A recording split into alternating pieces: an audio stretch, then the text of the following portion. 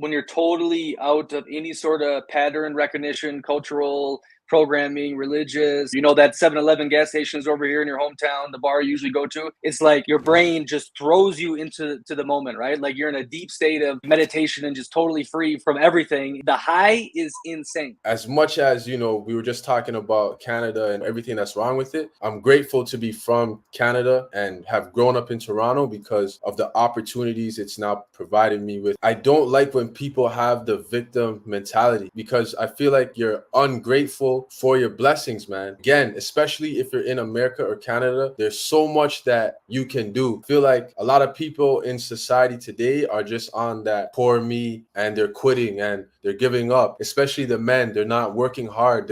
Every American at 18 years old should be sent to one of these places for 1 month, and not on some like Red Cross thing or, where they go there to stroke their ego and help the kids and take photos, right? Like go live there. You just go get sent down there, go live there. We'll give you $1,000. You live like a local. That's even more than a local. And then come back and we'll see what kind of person you are back in the USA. I think if we did this, oh my God, the country would be amazing again. You are about to embark on a journey, not just through space and time, but through the very fabric of human perception. Imagine a world where the familiar becomes strange, and the strange becomes familiar. A place where the boundaries of reality blur, and the only limit is your imagination. This is a voyage into the heart of the unknown, where every turn reveals a new perspective, and every story challenges what you thought you knew. Welcome to Bold Perceptions, where we explore the myriad ways people see the world and discover that sometimes the most extraordinary adventures lie just beyond the horizon of our own understanding. All right, back in Bold, a beautiful day in Kenya. The weather is like 70 degrees coming from Egypt. It was 100, so it's a nice little cool down, but so far perceptions are being broken. Obviously as an American, when I hear Africa, especially sub-Sahara Africa, I think, okay, slums, huts, poor people, dangerous. In Kenya, Nairobi, the capital specifically, bro, I feel like I'm in Switzerland after Egypt. It's completely shattered these perceptions, these stereotypes I've had. Having a great time, but this month I gotta lock in. In Egypt it was wild. I don't know if you saw some of my stuff on Instagram. My guest today, Dijon. How do I pronounce it? Dewan. Yeah. I don't know if you saw some of the Egyptian things, man. I mean, yeah, Egypt is a wild country. Yeah, I seen the slums. I think you mentioned that you weren't that you're not that far from like the biggest slum in Africa. It's like 30 minutes away from where you're staying or something. Yeah. So in Kenya, Kirabia, it's the largest slum in all of Africa by size and whatnot. So, but they got so many tours there now, and I heard it's really cleaned up and it's not super dangerous. So I'll definitely be heading down there and get some good content. But it is in Kenya. What I've noticed so far, obviously extremely unequal. But that being said, there's still a ton of like modern buildings. I see people, I meet people. They're friendly. They don't seem like they're gonna rob you. They're street hustlers on the street, but they're really kind compared to like some countries. They'll knock it on the door and give me money. And I mean, I'm not noticing that in Kenya. And I met some locals and they're like, yeah, we're just chill people. We had a couple riots here recently because they're trying to hike up the taxes, but after we do our little riot thing, we go back to being normal Hakuna Matata. So yeah, Kenya so far has been really good, my friend. You need to check it out. Have you been to Africa? No, I haven't been to Africa, but my best friend, Kareem South, he went to Africa for almost a month, I think last year or 2 years ago, and he said it was incredible. Like he said it was like the motherland, like he felt at home there. So I think he went to Togo. So yeah, I definitely want to visit there someday. Speaking of that feeling, though, I've had that once in Norway. My mother's side ancestry is from Norway, and I took a ferry from Copenhagen to Oslo, and I could just like when I was getting into the port, I'm like, damn, like I could feel like my ancestors when they're sailing away, and it was an interesting feeling. Same with Germany. I have a lot of German blood, and but more in the north, and I stayed in the south, so I didn't feel it as much. But I definitely recommend every person go to where your ancestors are from. That's like some spiritual shit. That's you'll feel something unique. But my friend, my guest, I don't know much about you. We came in touch through the socials. Kind of introduce yourself. Who are you? Who are you? What are you about? Why should we listen to you? Yeah, so my name's Dewan Martin. From Toronto, Canada. Um, I grew up playing sports, football, so I was able to travel to the States in my teenage years. I also traveled when I was a kid for AAU basketball. So I went to Chicago, Indiana, Philly, all around the States. Went to Iowa as well. And then I went to school for football, so I traveled around Canada as well. But my travel journey never really started until this past year. So this past year, from April to the end of July, I was in Latin America. I spent almost 4 months there. So I spent 2 months in Brazil, spent 1 month in Peru, and I spent about 3 weeks in Colombia. And man, the solo travel experience is one of a kind, and I honestly think everyone should do it at least one time in their life, because it's gonna shift your paradigm, shift your mind in so many ways that I can't really explain. I'm gonna try to, but yeah, you definitely have to do it for sure. Tell me, I always ask people, when was like that moment where you're like, holy shit, I feel so free, I feel creative, like your brain explodes. What was that moment for you on the road? Yeah, so as soon as I touched down to Florianopolis, Brazil, and I got out of the airport, hopped inside the Uber, and I was just looking out the window. I was like, I can't believe I'm here. It's just me. I'm here. Like, the air is different. The people are different. I'm talking to this guy. He barely knows English, but I'm trying to make it work. Um, and it's just a crazy feeling when you're just by yourself in a different country where you don't speak the language, you don't know anybody. You just feel like life is a literal video game, and you're just playing on a level where you can decide and make things happen, and all these different experiences going to happen because you're not from that place, right? So it's just, it's a great feeling, man. It's a great feeling. I always think, and I say that when you're totally out of any sort of pattern recognition, cultural programming, religious, that 7-Eleven gas station is over here in your hometown, the bar you usually go to.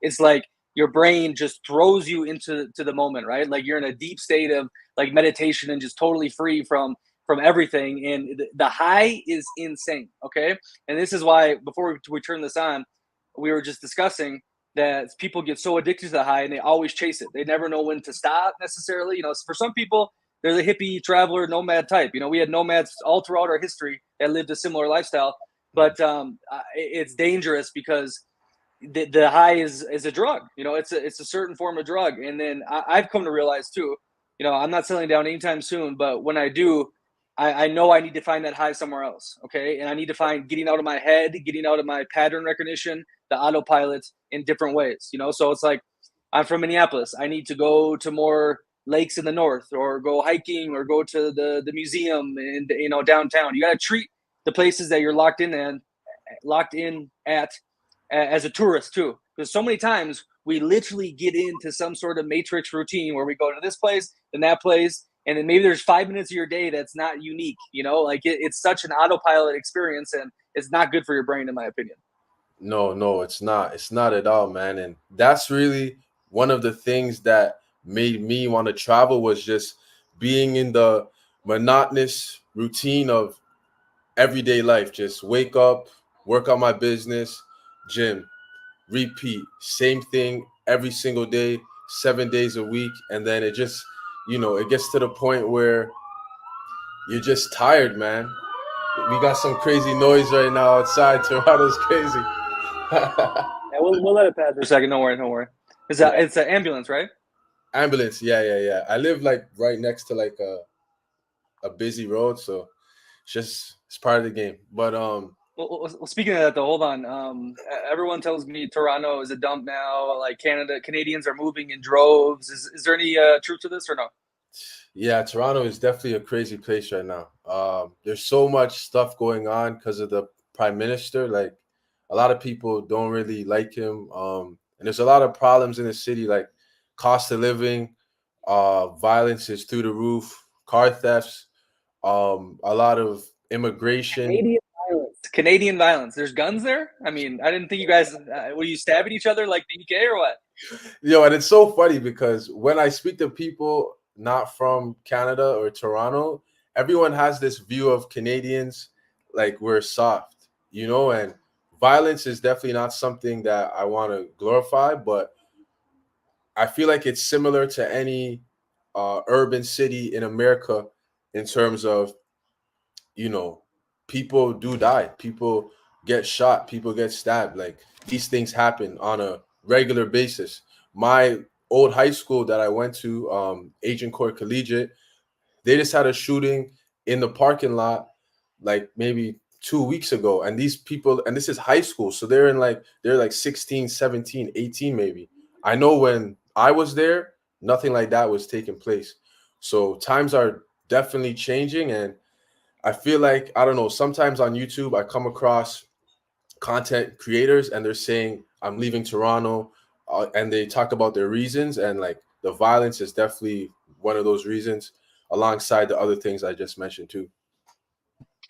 Okay, so what do you say? Are you on Twitter, X?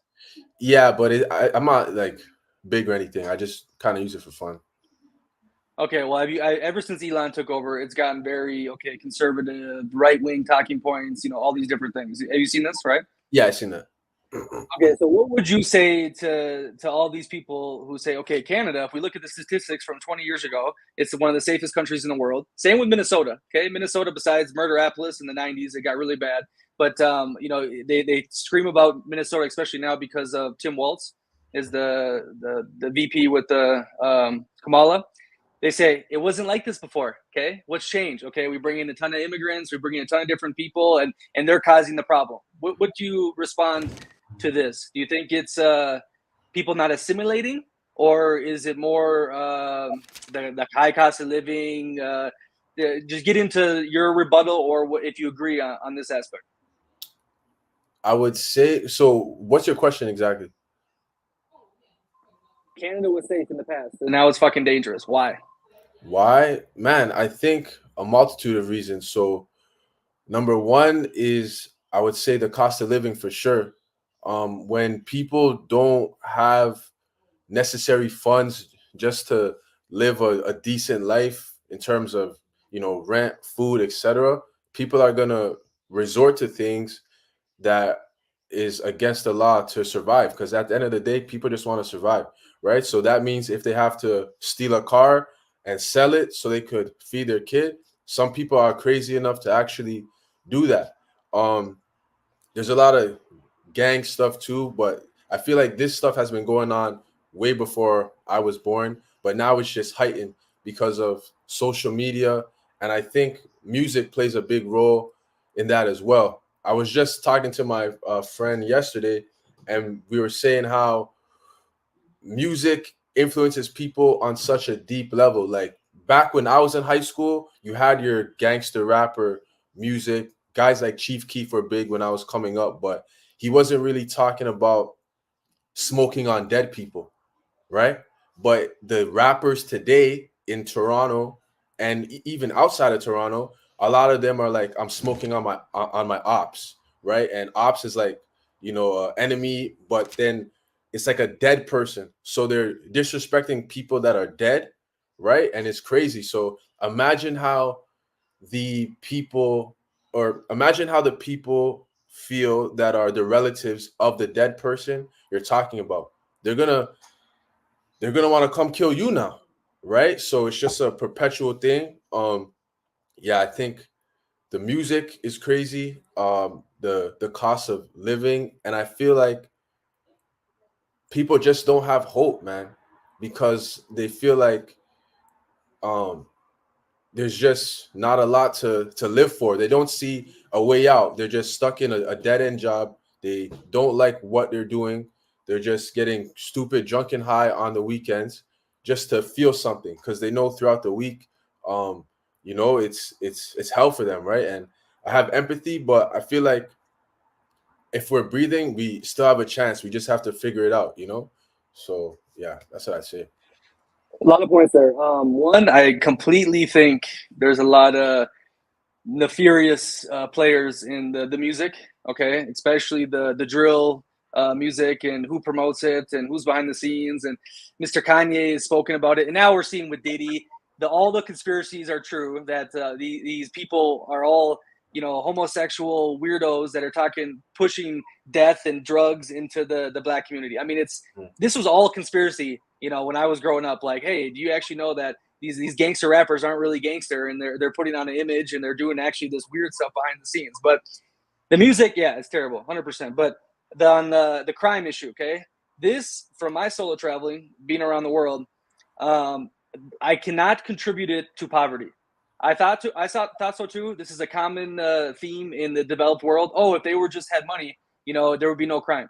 No, because in the dirtiest favelas in Brazil, okay, I feel the safest in the world. And these people are making what, $100 a month, $200 a month, okay? No crime. They usually do the crime in Central. They get out of the Central, and you need to know someone. If you just show up there uninvited, you're probably going to have some issues, right? Mm-hmm. But Southeast Asia, okay? The slums of the floating villages of Cambodia, where these people make $1 a day, live in trash, have floods everywhere, no toilets, unsanitized. I mean, complete objective poverty, no crime. Okay, I walk in there, watches on, jewelry on, money in my pocket. No one does anything. Hey, how are you? Welcome, welcome, welcome. How are they not doing crime? It makes no sense, right? I was just in Egypt. Okay, Egypt is dirt poor right now. The inflation's been through the roof. Okay. I think Egypt is so safe. There's a lot of scamming, okay? They'll just try to get more money out of you for a price. Okay, that's typical. You go to touristic places. Never once fell in danger. And they're living in slums. The people are working just as hard. My hotel guy was working, I think, 6 days a week, 12 hours a day, and he's making $80 a month, okay? Wow. $80 a month. And he cleaned my room, did all these different things. I left money out, never touched a thing, right? I think Islam plays a factor, and in the Egypt way, being super safe. But I am completely past the argument of, okay, if people weren't in poverty, there would be no crime. It's a cultural thing to me. Yeah. It's a community thing to me. Yeah. And people need to take accountability, because it's the easiest thing in the world to say, oh, because we're poor, we can go rob someone. And look, if I had to support my family and there's no other option, I'm going to go rob the Walmart to try to support them, right? I get this point of view, but why is it what I see in the rest of the world doesn't match up to what I'm told where I'm from, Nah, 100%. I definitely think culture plays a huge role in it, for sure, man. But I guess, what do you think the solutions are then to solving this issue? You're a smart man. Not just talk about problems, talk about solutions. This, I think a lot of it has to do with religion. I think religion needs to be brought back in. I was shocked with the Islam. And I'm not ever going to revert. Okay, Christ is my king. But how good that religion is for these people, and how well they treat each other. It seems, even though on the outside it's totally slummy and dirty, and they don't clean up the streets, but it feels like a brotherhood. And there's strict laws in that religion that you don't steal, you don't do these different things. So I think at the top of my head, that's the best solution. Do you have some other ones or no? Role models too. Well, who are we promoting? Instead of promoting, which I'm a fan of Chief Keef. Okay, I played junior college ball in Rochester, Minnesota, and we had like 20, 30 dudes from south side of Chicago that grew up with Chief Keef, King Von, Little Durk, all these guys, and so they put me on all that stuff, back then, and but these aren't role models, okay? They took their circumstances. They did what they could with it. They blew up. They got out, like Chief Keef, King Von, kept in the life. He got killed. But, we should be promoting the freaking doctor at the Mayo Clinic, instead of, these gang-banging rappers. So that's two things off the top of my head. Yeah, I think it definitely starts with the renewal of your mind, right? And valuing life. And I think the best way to renew your mind would be to find a way of life that resonates with you. So if it's Christianity or Islam, whatever the case may be, if you have a moral code and, a way of conduct that is going to better the world, I think that is definitely a good place to start, because it's gonna start with the people at the end of the day, right? I feel like you should want for your brother what you would want for yourself. And there's a lot of great lessons from the Bible for sure that society can learn from. So I think if people got back in touch with that, then we would see a lot of change for sure. And in terms of the role model point that you mentioned, yeah, it's like, who are we looking up to? Who do you aspire to be like? What's success or happiness to you? You know, is it guys like, who have millions and they're sleeping with a bunch of women and they don't really have a family unit? Or is it, you just want to work? Maybe you have a business and you want to be a good man with a wife and kids and just, live humbly and peacefully, right? But I think we're sold this idea of, you got to get all the money, you got to get all the girls, you got to wear all the jewelry to feel good, right? But maybe that's something that we shouldn't really aspire to. But I think it's up to each individual to do that inner work and see what's important to them. Yeah, 100%. I think it's the easiest thing to tell someone, especially the young kids. Like, hey, Dan Bilzerine, I Andrew was just about Tate. to You bring think them up that? too. Yeah, you think this life is so amazing and whatnot, and like they all go down the same thing. Like Dan Bilzerine's checked out completely. He said, "I'm done with the hedonistic stuff." I think he's even getting into Islam now. But Mhm. it's so easy telling people this. But I think most dudes learn by experience. Okay, and I Right. do think you need to taste the rainbow. I think you need to be a total degenerate every once in a while, get hedonistic, and once you get it, you realize, holy crap, this is nowhere near as fulfilling as what the movies showed me or what the musician talked about. You know what I mean? Right. And then once you internalize it, because few people can ever internalize things without experiencing it. It's very rare. In my opinion. But that's a big point. Everyone says it's the biggest cliche, but I think you have to jump off the deep end. Once in your life to get a taste of that Yeah, first. for sure, for sure. Hi, my friend. So you started the solo travel journey. Mhm. Come up with some big revelations that came over your head during it. Try not to be cliche though, like, oh, life is cheap over here, and the Brazilians are so much nicer than Canadians. Like, give me something interesting. Yeah, yeah. Hmm. Honestly, I would say just like the way of life in Brazil. So I went to Florianopolis, right, which is like a smaller city. I think in high season there's like 1 million people. When it's not high season, there's like 500,000. And I'm from Toronto, right? So it's a big city, and like the way of life is just different. The best thing I could say is here we live to work, there they work to live.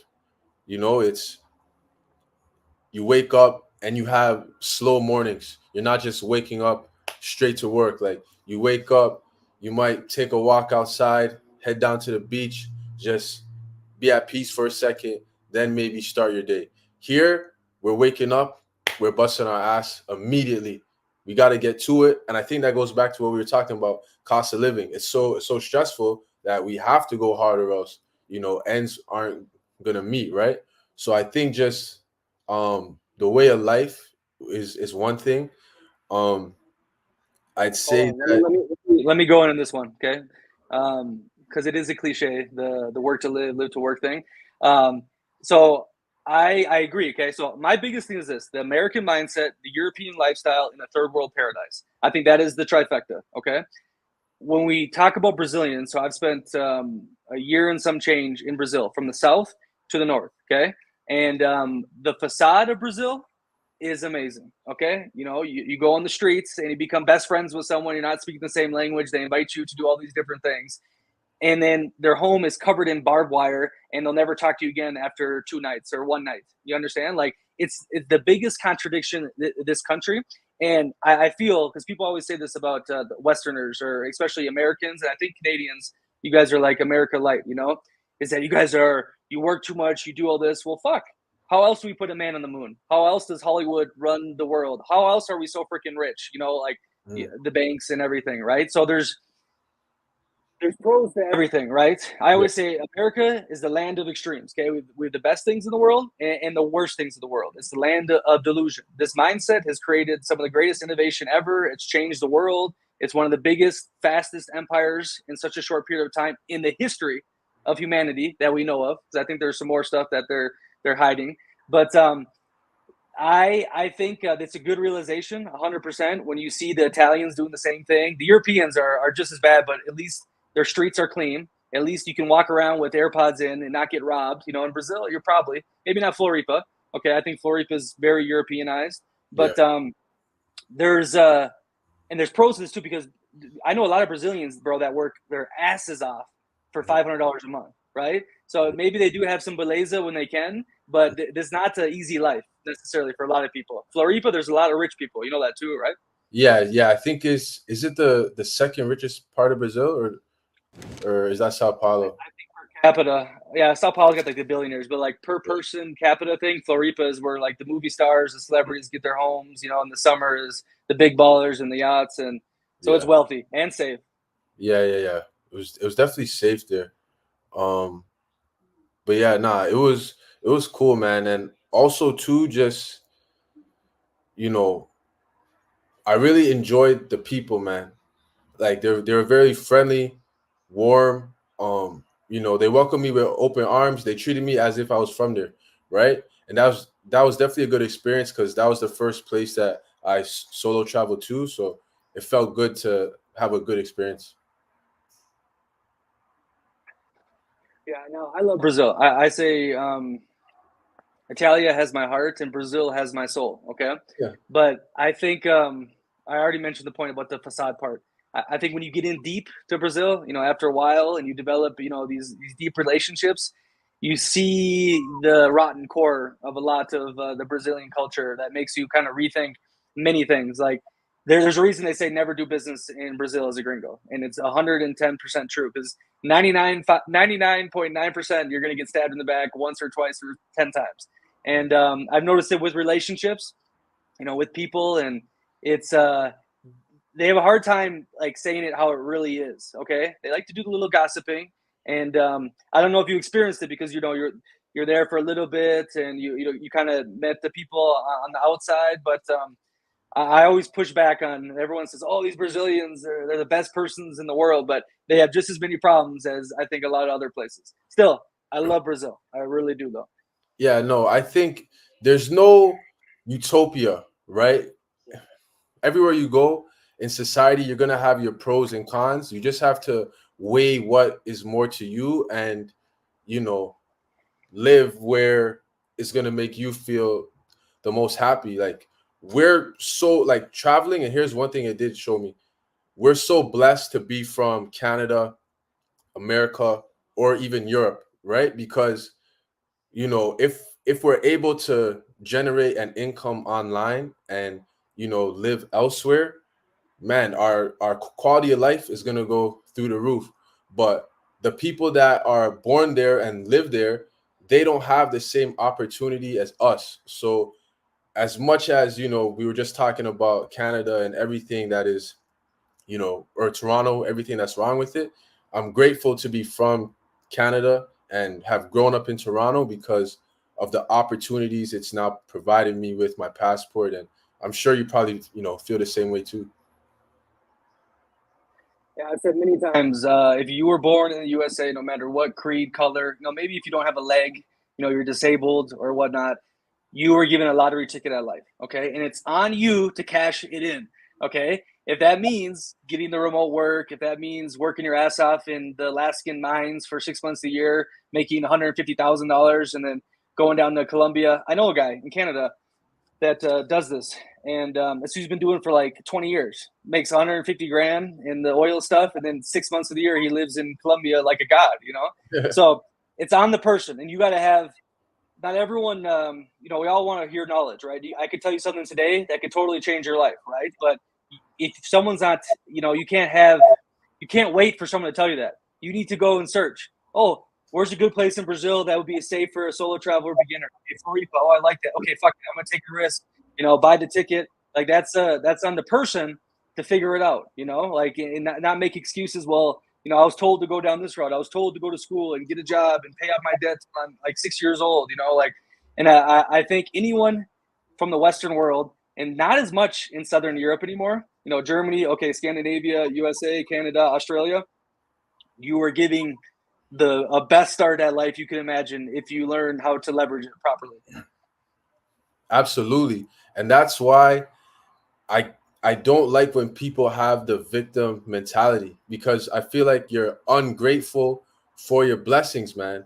Again, especially if you're in America or Canada, there's so much that you can do, right? And I feel like a lot of people in society today are just on that poor me, woe is me, and they're quitting and they're giving up. Especially the men, they're not working hard, they're going their own way, all this crazy stuff that you see, right? But it's like, man, you have to have hope, you have to have faith. Like, things can turn around. You're actually more blessed than you think, because when you travel and you see how these people are living and how hard they're working and how much little they're making, you're going to be like, man, I'm actually blessed to be in Canada. Let me get off my ass and go apply for that job. Or you know what, let me actually go to school and get a degree that makes sense, so I can be more financially stable in the future, right? And I think that's also a benefit of travel, is seeing how, especially in places like Colombia too, like you see how these people are living, the homelessness, all this crazy stuff that you see. It'll really put life into perspective for you, right? So yeah, man, I think you just have to be grateful and play the cards you were dealt until you get a new deck, play it again, and just keep going up, man. I was thinking about this. That some of the best taxpayer money that I would be so happy for my tax dollars to go to is to send every American, like when they're 18 years old, for like 1 month in a third world shithole. I'm talking, and okay, shithole. All these places I go to that are considered shitholes, they're good people. Okay, I'm not talking about the people. Yes, they should try to get out of it. Some are literally have the worst hands, given the worst hand in the world, but they should still try to get out of it, some way, somehow, but every American at 18 years old should be sent to one of these places for 1 month. You know what I mean? And not on some like, Red Cross thing, or, where they go there to stroke their ego and help the kids and take photos, right? Like, go live there. You just go get sent down there, go live there. We'll give you $1,000. You live like a local. That's even more than a local. And then come back and we'll see what kind of person you are back in the USA. I think if we did this, oh my God, the country would be amazing again. Our country would be on the best path trajectory in the world. But speaking of victim mindset, so you're right now, I saw your brand on Instagram, fitness coach, but you labeled it fat coach, which is great because everyone's fat in the USA and Canada, right? And we're going into remote work, but the victim mindset, with the obesity epidemic, you're seeing a lot of victim mindset with this. Is that why you niched as a fat coach? Well, so as I mentioned before, I used to play football, so that's how I got into like fitness and coaching people and whatnot. And yeah, I think you know from traveling and being here, no, the West definitely has a obesity problem. I think it comes down to just laziness. It comes down to the food, and again, just the culture. People don't value their health here, and a lot of the times people say, "I'm working so much, I don't have time to, go to the gym or take walks or eat healthy." Right? In Brazil, the fitness culture is crazy. Like, I would say for every 10 people that you see in Brazil, maybe two are obese, if that, especially where I was at, like maybe two. Here in Canada, it's probably seven, 6 or 7. In America, I went to Las Vegas 2 years ago. Oh my gosh, man, no disrespect. I'm just being honest. There was a lot of people that were obese, but like I'm talking extreme, like 330, maybe 400. And it's just like it's tough, man, because I know like your quality of life is probably not the best. And like I just want to help, solve these issues, right? But it's definitely a problem, man, for sure. Um, and there's a big factor with the food. Okay, I 1,000% agree, and it's getting really popular now, especially with RFK. He came out with the Make America Healthy Again, and Rogan has been on it nonstop. The food is poisoned. I've been saying it. I have a podcast 3 years ago with a dude that started his own organic farms in Minnesota, and I was asking these questions like, why are Americans so fat? Because I still play football, by the way. You know, I played college, and now I've been doing overseas half the year. And Where? I played in Denmark, Poland, Germany, Italy, Brazil. Yeah, Nice. half the year I play ball. But Nice. the first year I went overseas to Denmark, you know, I was out of college, like weighing about 225, 220. You know, like husky, not fat. You know, I was taking hits so I was a little, you know, husky. And after like 8 months there, I came back home. I was weighing 180, bro, 180 pounds, eating the same amount of food. Okay, like pigging out. I've been fasting, intermittent fasting since like my second year in college. Okay, so I kept doing the same thing, eating a crap ton, and I lost, what was that, 45 pounds? I mean, doing the same thing, which is nuts, right? So the food is cancer. Okay, everyone knows this. When they go to Italy and they eat all the pasta and the pizza, and they're like, my stomach doesn't hurt and I didn't gain any weight. What the hell is going on? You know, so that's a big problem. Now, Ozempic. Okay, that is. I saw this year was the first year obesity rates went down a little bit. I just saw a chart in the USA because everyone's on Ozempic. Now I worry that that's going to have some long-term effects. Hopefully not, but imagine that. That'll put you right out of business if we can cure obesity.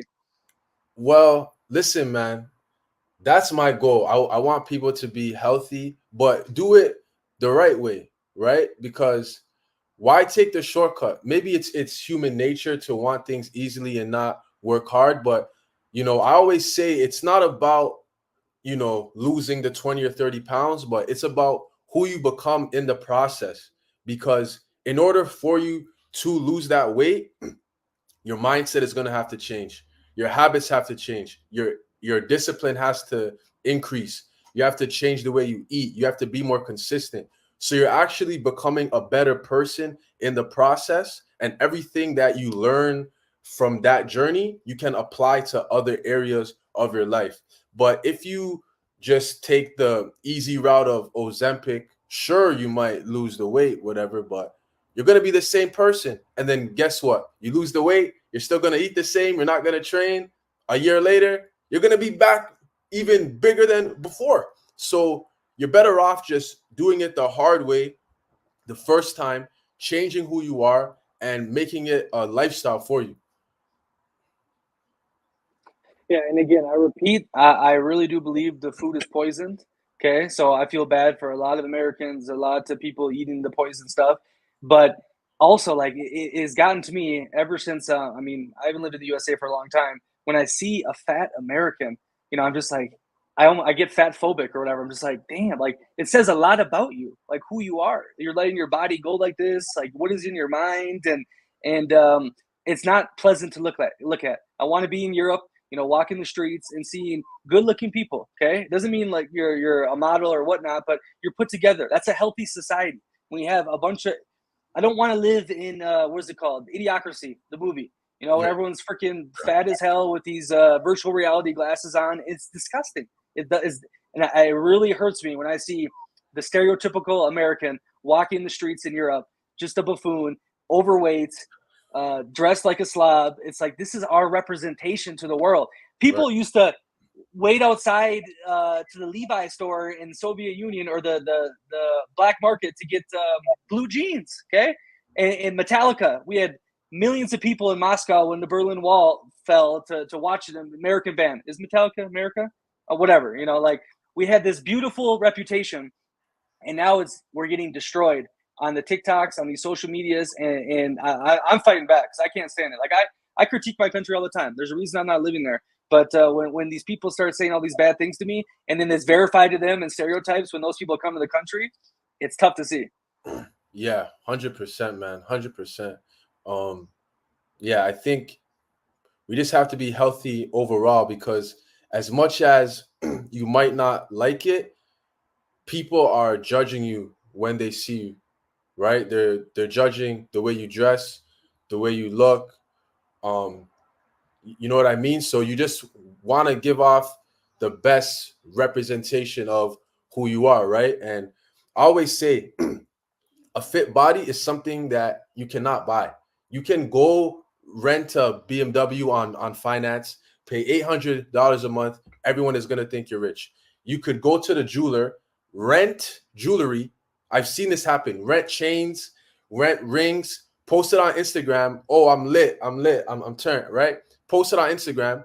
Then a week later, go back to the jeweler and give it back, right? So you can have all these facade, fake type of things, but when it comes to your health and your body image, it has to be earned. You cannot buy it. You have to work hard at it. And that's why I feel like it's actually the greatest status symbol in the world. Because as I mentioned, everything else you can fake. You can go get the big mortgage for that nice big house, right? AKA debt. You can rent the jewelry. You can rent the clothes, whatever, be in credit card debt for clothes to have this lavish appearance. But your body, you have to work hard, bro. That's why it's the most important thing. Speaking about the initial perceptions, okay, so obviously I believe in not judging books by their cover, okay, but I'm also very aware that our brain cannot focus on 10 billion different things and it has to quickly scan surroundings and come to conclusions, okay? You can catch yourself consciously, but subconsciously, your brain is doing it nonstop, okay? And you don't have the brain processing power to consciously observe people and not come to different conclusions, okay? But it's 100% true. Where just look fucking good, okay? Put yourself together, do different good things. And the quotes, I read some ancient quote too. I forgot what it was, but it was similar to like sculpting the body is the purest form of what's in your mind, because that's the best physical representation, right? The mind, the body, like it's in one, and you can't fake it. There is people doing that stuff, and I give credit to some of these people. It would be very hard to live that life, a complete fraud life. But these dudes rent the chains, rent the cars, do all that, and then sell courses to people and actually make money. They fake it till they make it, So some of the scammers, you got to give them some credit, Yeah, for sure. Five fat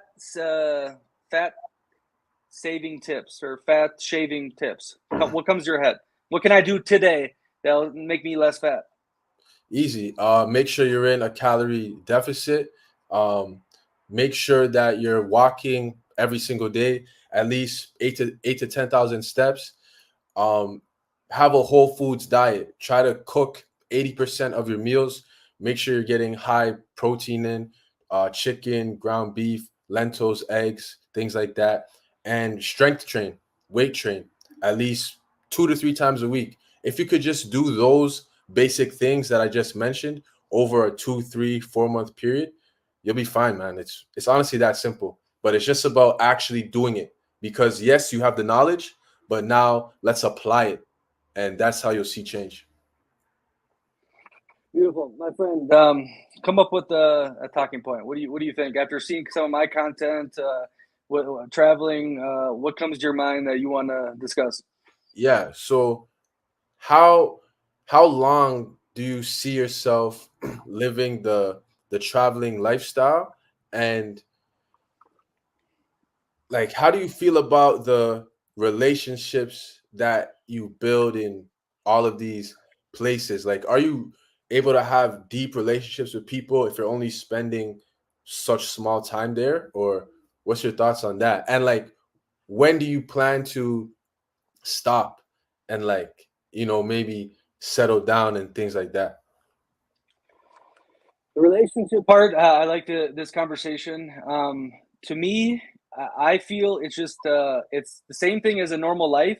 It's just on fast forward mode. Okay, so in your life, you're gonna have friends that leave, right? Okay, high school friends. You go to college, you probably separate from a couple of them. Over a longer period of time, people die, right?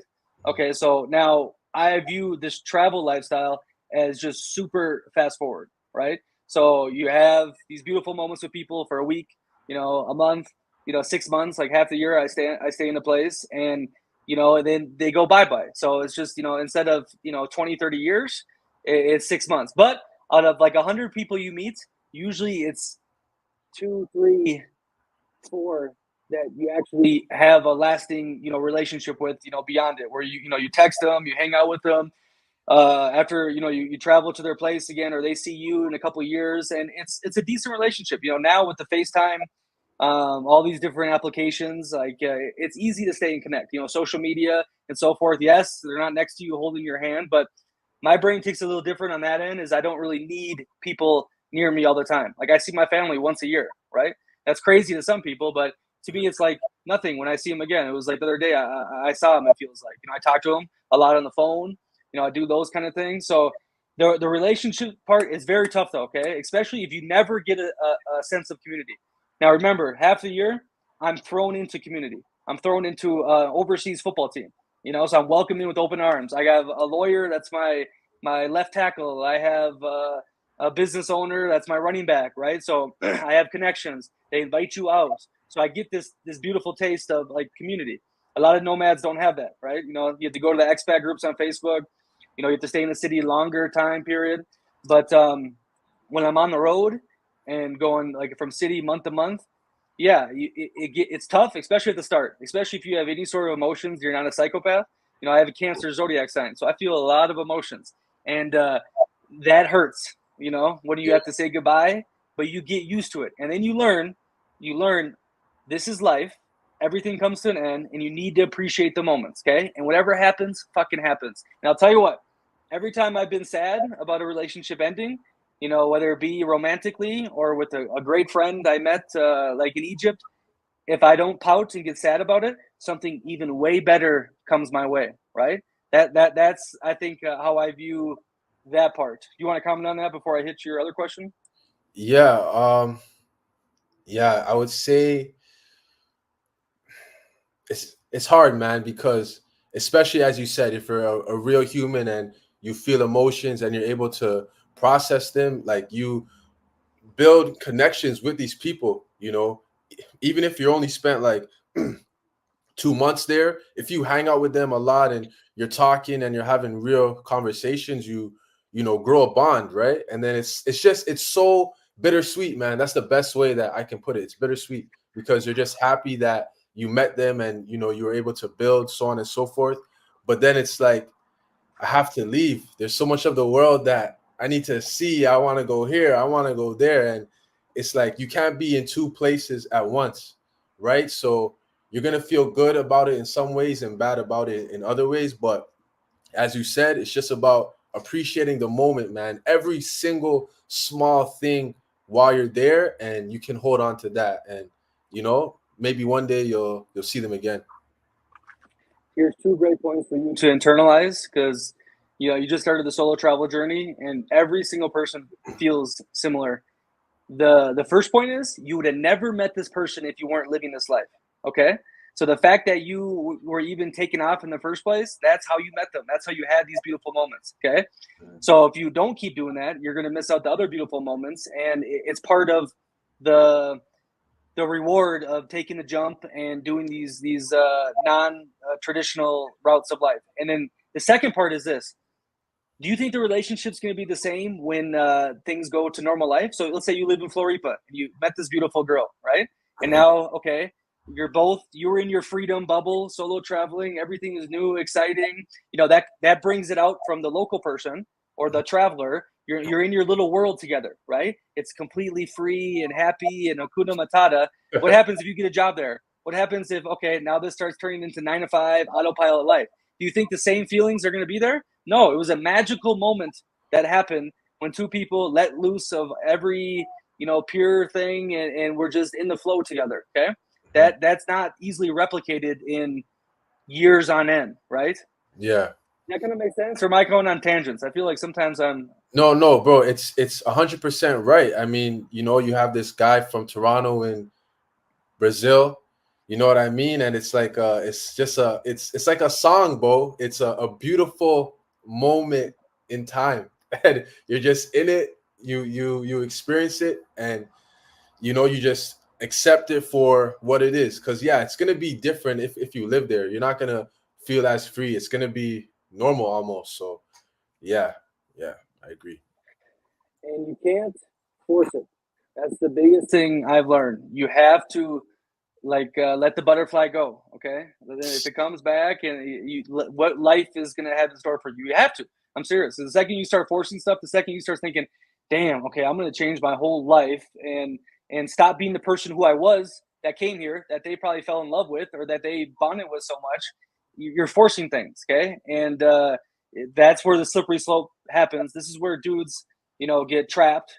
This is where bad things happen with business deals and you just I don't believe in forcing things. Okay, and if it's meant to be, it's meant to be, as cliche as it is. Yeah, I think you gotta learn to let go, man. They say like if you love something, you're not gonna squeeze it. You're just gonna hold it, and if it leaves, it leaves. If it comes back, it comes back. So I think that's a perfect metaphor for what you just said. If you're squeezing things, you live in scarcity. Okay, and you don't get no abundance. That's 100% true. You have to let shit go. I'll answer the other questions you said. So how long do what was the two? When do I think I'll settle down, and what else? Like how long can you honestly live this solo travel life for? Like I don't know. I feel like I don't want to be 45 just traveling. Like, I feel like there's a moment in time that this life has to take place. And like, once you do that, it's time to move on to the next thing. Yeah, 100%. And it's sad when you kind of meet some of those people, and some, like I said, are born hippies. Okay, and that's what they feel they want to do and they can do. But when you see some people, it's like, damn, that you're scared and you definitely don't want to end up like that. But in my opinion, um, I'm gonna get everything out of me as possible. See, do, experience everything I can. So when I'm ready to have a family, I have absolutely zero regrets, and my focus will be totally on raising the kids and doing the beautiful thing, right? Yeah. Um, but I'm not gonna be stationary because I can't do it. I know if I'm in a place for too long, life goes too fast. I get on autopilot, no matter how much I know I'm getting on autopilot, and my vision is going to be buy a home in northeast Brazil, stay there 6 months of the year, so the kid can have a normal school, in the private school, doing the English and international thing, and then do the Italian summer. Okay, so that's like three months, and then save 2 to 3 months to do some crazy travel if I need it. And I think this balance of getting community, in the Brazil, having the summer community in Italy, and then still having the ability to get crazy and lost in the sauce somewhere for 1 month. Even if I have my family, I've met a lot of people now who can travel with the family. It's totally doable. Yeah. Not totally nomadically. They have to have some roots. And I think it'll be really good for a kid to like know all these cultures and these languages and these Definitely. perceptions. So by the time I'm 35, that's my plan. Okay. And I also want to stay in the travel world by doing a hotel, like a luxury hotel that I can even have my residency a part of. So like I have my, little guest house home, over here, but then I have this nice, boutique place with 6 luxury rooms, and then even do like one room for hostel people, right? Yeah. 4 beds. Price it a little bit higher so you don't get the scum of the earth, but you still get hippies and cool people that can go. You can, talk about crazy stuff with the backpackers. I want a cafe in there. I want a little smoking area. I need a big pool. So I'm gonna have that in Brazil. I got my buddy. He's a builder, so I can get actually real deals. A buddy that I trust. This is one of the 3-4 people from Brazil that I still talk to. I still respect. That we got a relationship. Going back to the other point. Does that answer the question? Yeah, yeah, yeah. I think for me, it's something similar, and I love your idea of living in multiple locations with your family. I think that's a beautiful thing. I think that would be amazing for a kid to see at such a young age. Like that's going to expand their mind so much. But so you're from Minnesota. Now, where do you see yourself finding her?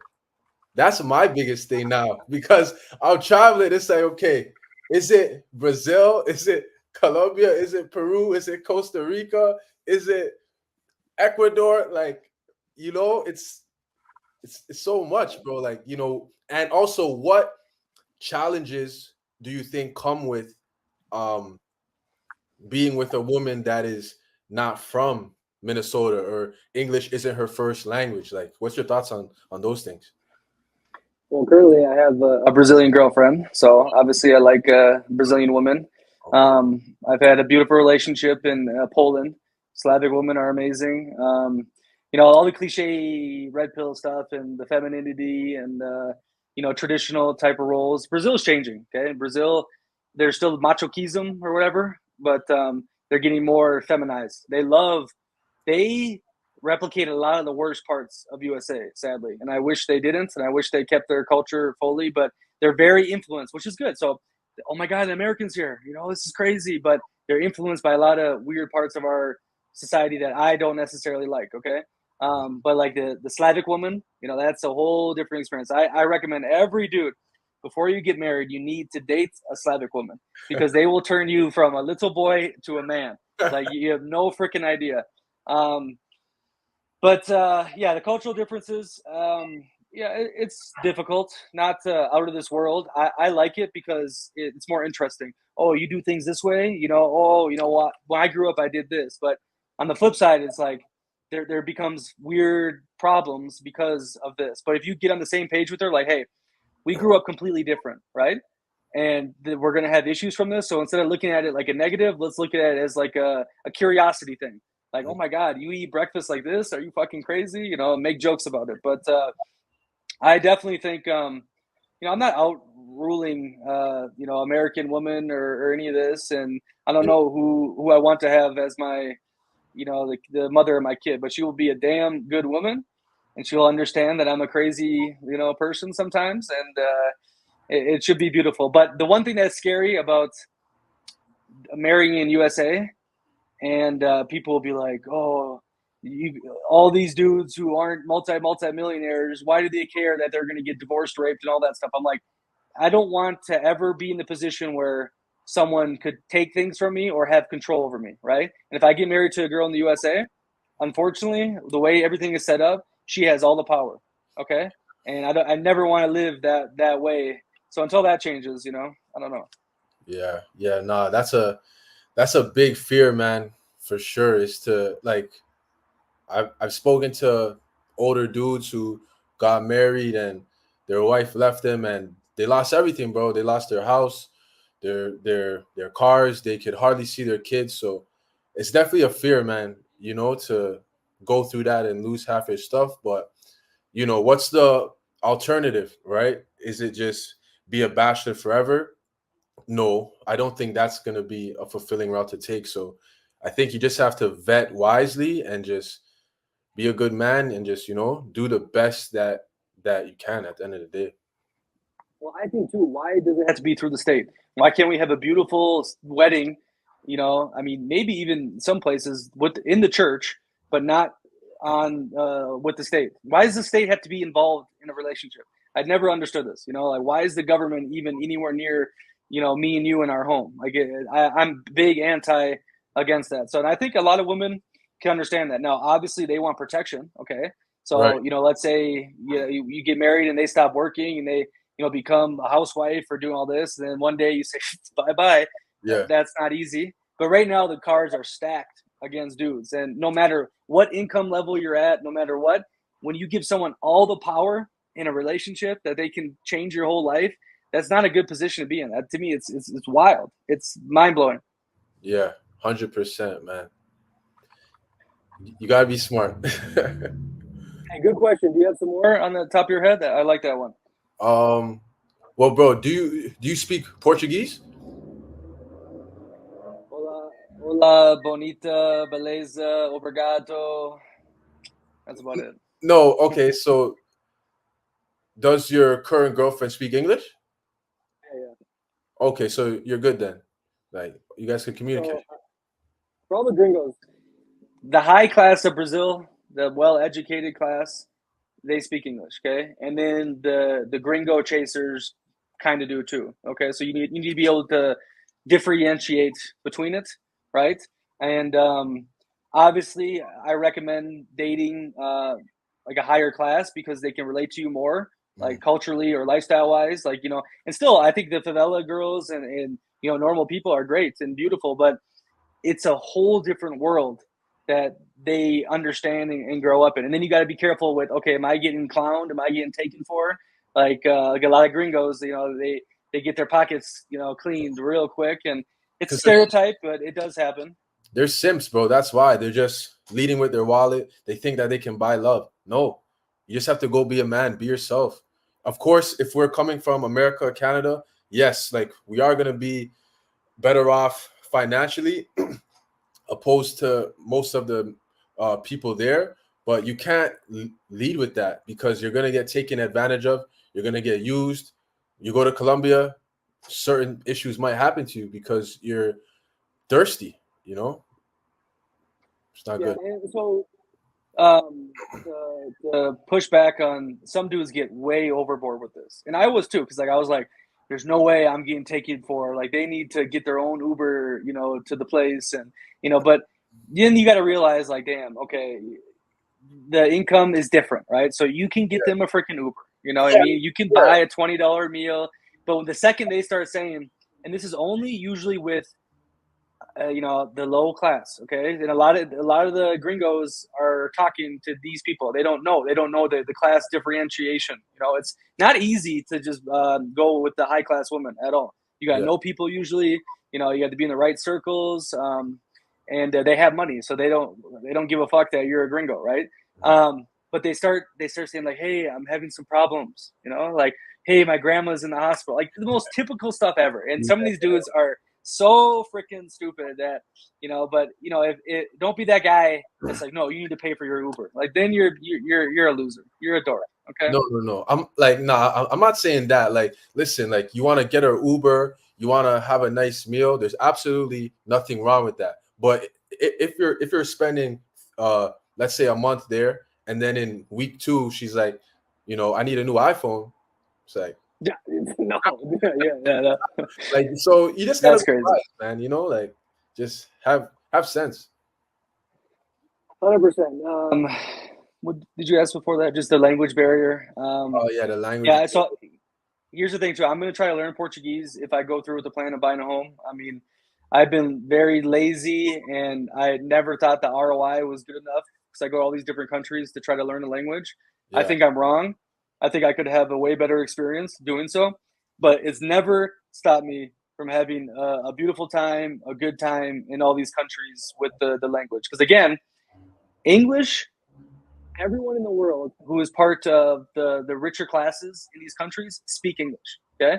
Mm-hmm. And normally you want to be in those circles. Not all the time.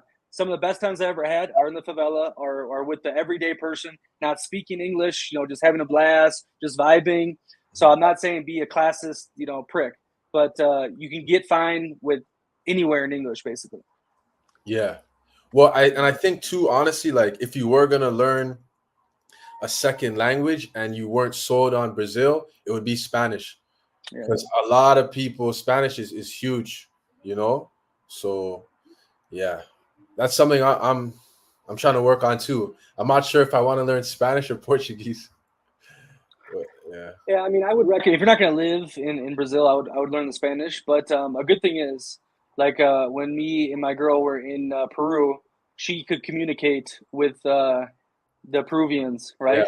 Yeah. In Spanish, Portuguese, she can understand. Like, so it is doable either way. I've heard Spanish speakers have a harder time in Brazil, though. That's what I've heard. Really? That the Brazilians are like, oh, I have no idea what you're talking about. And people got to remember this too. Like, yeah, Spain or all these Colombias, Perus, Mexico, but Brazil, bro, is the freaking whole continent of South America, basically. Like, it is massive. There's so many places to go to, so many different, and they're different worlds. Floripa is European island life, right? Yeah. You got Curitiba, that's super developed. You got Belo Horizonte, which is like, in Minas and farming and craziness, and then Sao Paulo, Rio, the Northeast, where I stay, which I promote all the time. It's way different, way different vibe, like, and so yeah, the Brazil advantage it makes no sense. The country makes zero sense, but there's life before Brazil and there's life after Brazil. I'm sure you felt that. Yeah, for sure.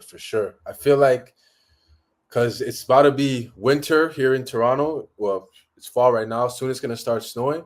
So I'm just thinking about where I want to go for the winter. It's like, do I want to go back to Brazil? Do I want to go to other countries or maybe a different part of Brazil or something like that? So that's something that I'm thinking about right now. So where would you say I should Salvador. go? You need to go to Salvador. Go to Salvador. Salvador? Northeast.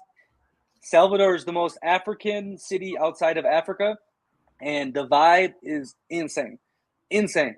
You need to go to Salvador. It's dangerous, okay? But if you stay in the right areas, you're going to be totally fine. But you need to touch the Northeast. The Northeast makes Florianopolis people like Germans, cold. They make them feel cold.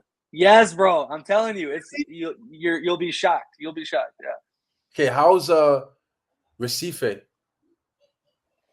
If you go there, I got people, so you'll be totally fine and you'll have a great, beautiful time. But I would choose Salvador any day over Recife. So Recife, I felt more in danger than Salvador. And you can't swim in the beach. There's sharks. Yeah, I seen that. I seen that. Okay. Word. Yeah. Fortaleza, I got a person there. Fortaleza, I think would be ideal. I would say Joe Pessoa, but I need to know more of your vibe because that's more of like a really chill city. Zero or very little English. And Salvador, I'm telling you, it'll be a cultural experience like you've never had. It's a wild place. And you could be there for Carnival. That's the famous Carnival. They're in Olinda in Recife. Wow. Okay. And Rio, of course. Noted, man. But bro, I would go to I like Santa Marta a lot. That's more chill. In Colombia. Cali is a great vibe with the salsa. No beach though, just get a place with a pool. I like Colombia. I'm gonna go back. Cartagena is a shithole, you know, like it's the biggest Spirit airliners are there, prostitutes everywhere. You know, it's unfortunate too because it's a beautiful like colonial city. And then Mexico is, I mean, the Riviera, but I heard it's pretty overpriced now. Bro, I thought about Mexico, but I'm falling victim to the propaganda and stuff, but with like the cartel and the that's BS. That the cartel, they want you to have a good time because they own everything. So you pay them money with the tourism, you know. Okay. But if you go down there and try to start selling drugs, yeah, you're gonna end up on the news dead. Okay, so where in Mexico? Tulum, Playa del Carmen, where's like somewhere to go? So I spent a lot of time in Playa del Carmen, Tulum, Cozumel, Merida, and Merida's great. And I don't know how many. There wasn't many gringos when I was there. This was COVID, and no English, like all Spanish, which was cool. But it's hot. The 30 minutes away is Progreso Beach. It's okay. There's some good, cool band, live music places, good food, and then safety, super safe in Merida. I guess like the rumor is the cartel sends all the kids, different cartels send their kids to Merida to go to school, so it's off limits. That's the rumor.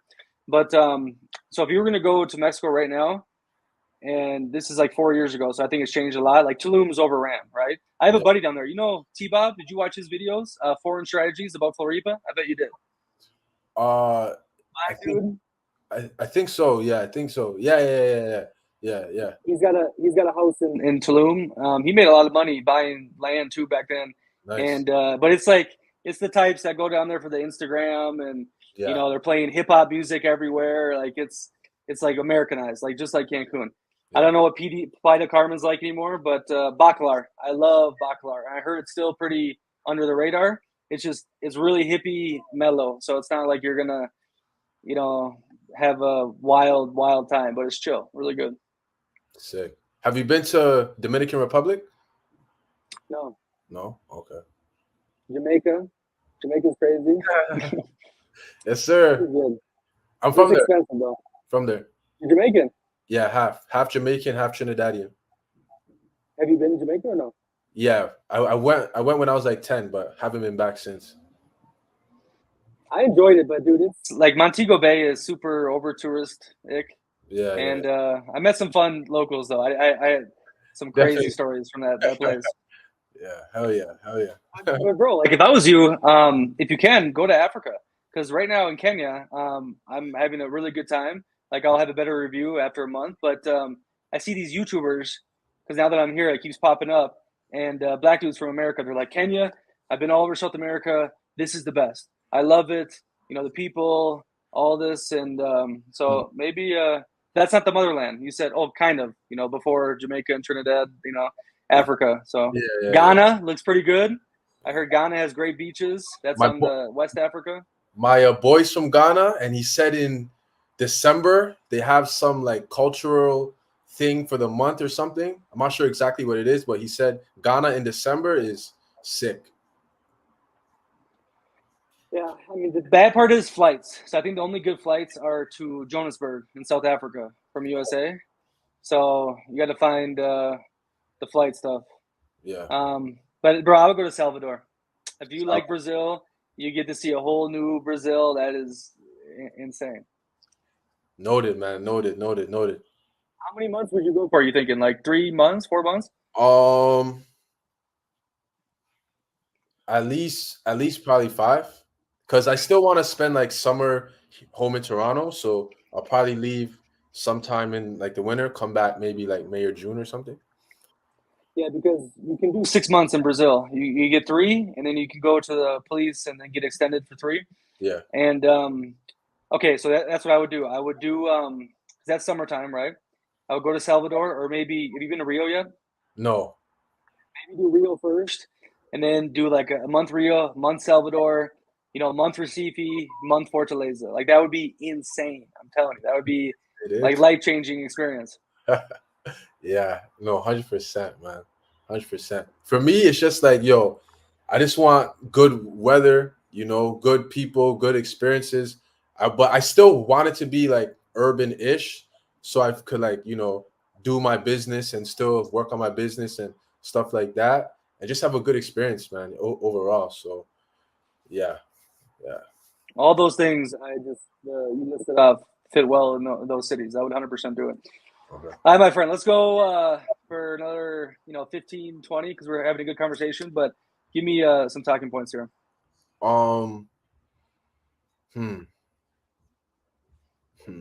Take your time. We can edit it out. Okay, you could do edits and shit, right? Yeah. Okay. So where would you say is? Well, I guess you kind of asked, but I'll ask. Or what's your favorite place so far, and why? Yeah, so the whole Italy has my heart, Brazil has my soul, I think is my answer on that, because that question is like, okay, where's the coolest place to party? Where's the coolest place for history? Like there's never one country like we talked about that fits all the boxes. I personally think the best mix between like the best of the first world and the third world, these are outdated terms, but developing countries, undeveloped countries, is Italy. Okay, I feel like you still have the north is rich, the south is poor. You have all the history, you have all the food, you have the safety, but also you have this like Italian chill life. But then there's kind of grimy parts, and I think Italy can do it for most people. Now it's not cheap unless you can know how to move. If you're gonna move like a tourist, you're gonna be spending a lot of money. But Italy's amazing, dude, and I love it so much. I love Roman history. I love the fashion, the food, the La Dolce Vita, the style. Everything is my vibe. But I talked about this before. After like 3-4 months in Italy, the rose-colored glasses come off, and then you start talking with the locals, and they'll tell you this. What are you talking about? We don't live La Dolce Vita. Like I hate Italy. I want to move to Germany. I want to move to Switzerland. Give me an actual decent job. The bureaucracy is so bad here. And so Italy's not like a long-term thing, in my opinion. Even if you have money, I think you need breaks from it.